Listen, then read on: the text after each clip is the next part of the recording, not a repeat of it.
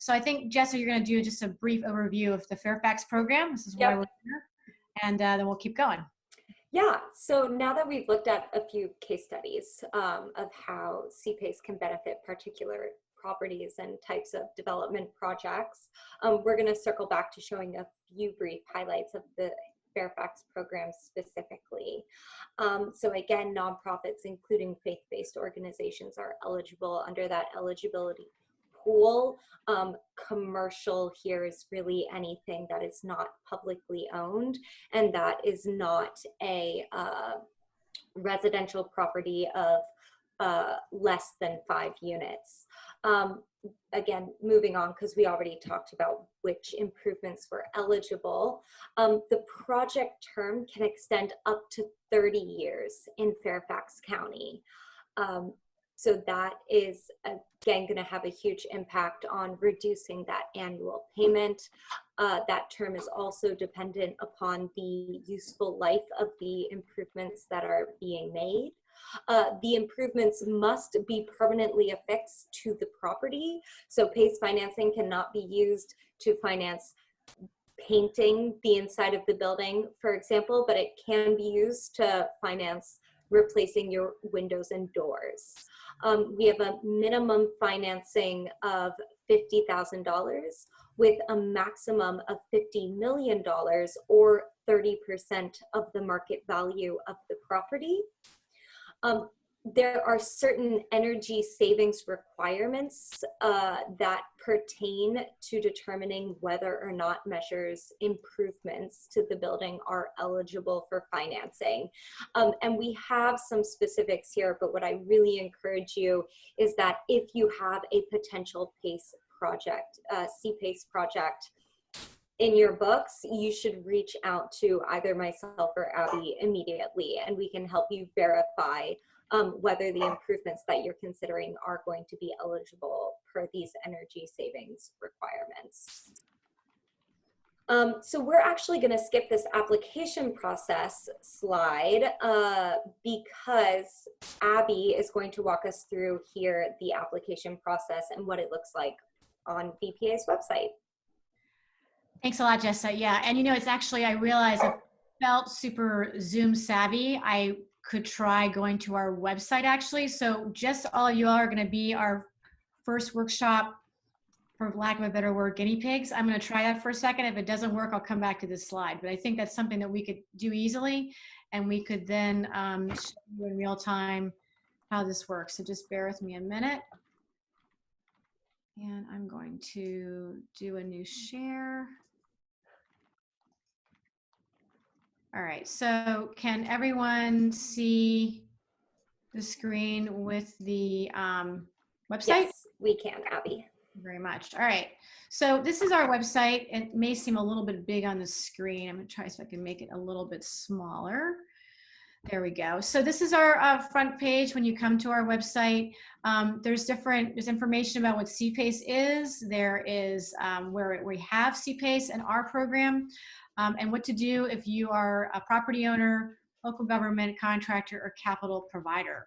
So I'm going to show you a few things. First, Fairfax County, I'm going to show you what their website page looks like, the front page. You can see we have some general information about what we're doing right now. We have our virtual workshop. We talk about the program being open. We have basically a few items you can download here, including our program guide, which gets downloaded directly to your desktop. We also have a project center, and that I will explain in a minute. I just want to show the other page on the Fairfax website.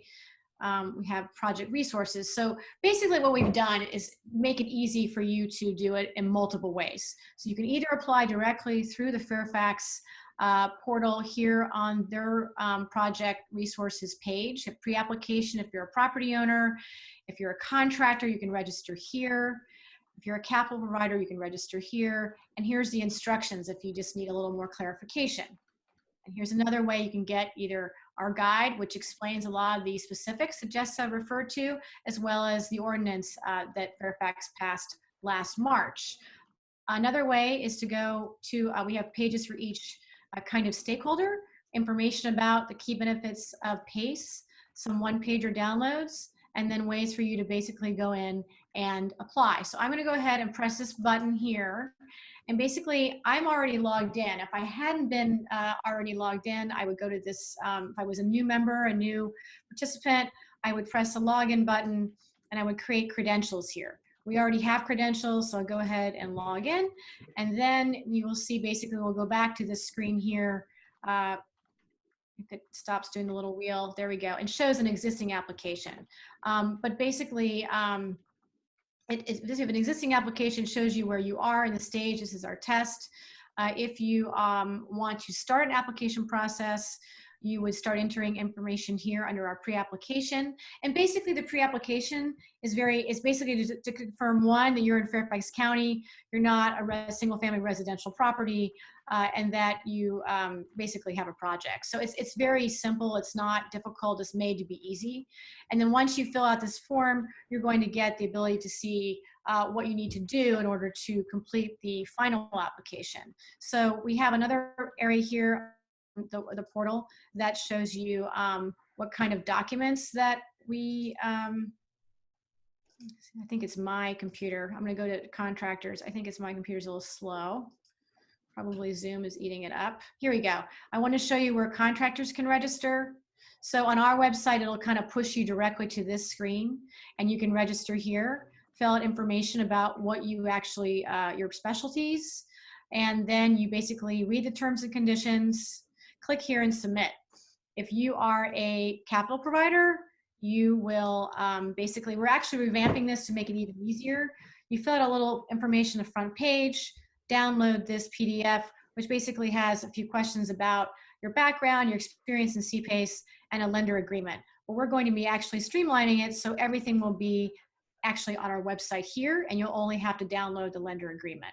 And if you're a property owner, I'm going to go back to our website a second, just because I want to show you what it would look like from our website, since we really want property owners to understand how to apply. So you go under property owners and you would just click here under application project center, and that'll let you either create a login, do a pre-application, look at your existing application, any documents, which includes our guides, includes some of the agreements you need to sign, etc. So I think in the interest of time, we can try to run over. I'm happy with running over, but I think I want to go back to our presentation, just wrap this up.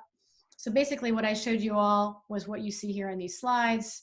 And I want to just point out that if you have any questions about registering either as a contractor, and contractors, we mean contractors and service providers. So energy auditors, architects, engineers, solar providers, project developers, whatever you do that helps the process of getting a project completed, you would sign up as a contractor.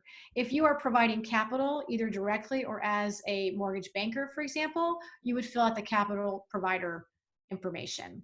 And basically, we have set up a way that you can schedule a meeting with us on our Contact Us page if you have any further questions. We're also going to have additional resources as we next month to be more specific exactly about some of the parameters about the CPACE program in Fairfax, and basically any technical questions that you might have.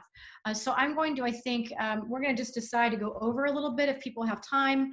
I've been looking at the chat and answering questions as they come in, but I will see what else is in here, any other questions. So basically, I have a question that is regarding if energy audits are required. And in terms of energy audits required, we are requiring an energy analysis. We like to use that term more generally than energy audit, because we feel like if you have a project that is small and simple, say you're just doing an LED retrofit, we don't think we need to have a level 2 audit to verify that this is a project that saves energy or saves water in the case of a water measure. So we're trying to make it as easy as possible, but make it not a difficult process to be eligible depending on your project scope. Also, another question that's come in is how we find contractors. I think we basically have a list on our website, which is actually growing all the time. I will point it out to you again here. It's basically under our website. We have contractors. You go to contractors here, either register, which leads you to that login page I had before, or you can search registered contractors. And this list is separated by the type of individuals, companies, what they do. But you can see that our list is growing and growing. And obviously, if you want to be a capital provider, please let us know. I'm trying to see what other chat questions we have. There is another question that's come in, is there a savings to investment ratio requirement? There is not. We are asking that your project saves energy or water over a baseline that will be established by your energy professional, or that you are creating energy through renewable sources. If it's a stormwater project, we're going to evaluate those by a case-by-case basis, the same with resiliency, because it is really new. And but generally, I'd say in stormwater, for new construction, you'd have to exceed what you're already required to do by the county. My other presenters, I don't know if they can put themselves on the screen, just to say, so we are after the hour, to say, so people know that we can contact us, of course, me, Abby Johnson, Jessa, also Pete Shogren and Allie's with the marketing, but all of them are available if you have questions about CPACE or financing. And I just want to know if you all have, and Becca as well, for opportunity zones. Does anyone have any final comments? And then I think the rest of the questions we can answer via a new document we send out after this webinar. Should I go in order? Jess, any final comments? No, just thank you all for joining us today. Becca, I'm going to go down on my pictures. I'm good. I appreciate the time. Okay, awesome. All right, Pete? Just thank you again for joining the program. Have a good day. Okay, awesome. And I don't know if Allie, I think she may have had to jump off, but once again, I appreciate all of your questions, and I hope this has been informative. We are going to have another, maybe a recorded presentation versus a live webinar that you can listen to at your leisure in order to learn about very, very specific requirements of the program and the nuances that come up. Jessa actually pointed out quite a few of them in her presentation, because she has looked at a lot of projects in Maryland, so she's quite aware of that. But thank you so much for attending. I appreciate the time, and this will be one of many webinar opportunities to get to know everyone. Thanks very much.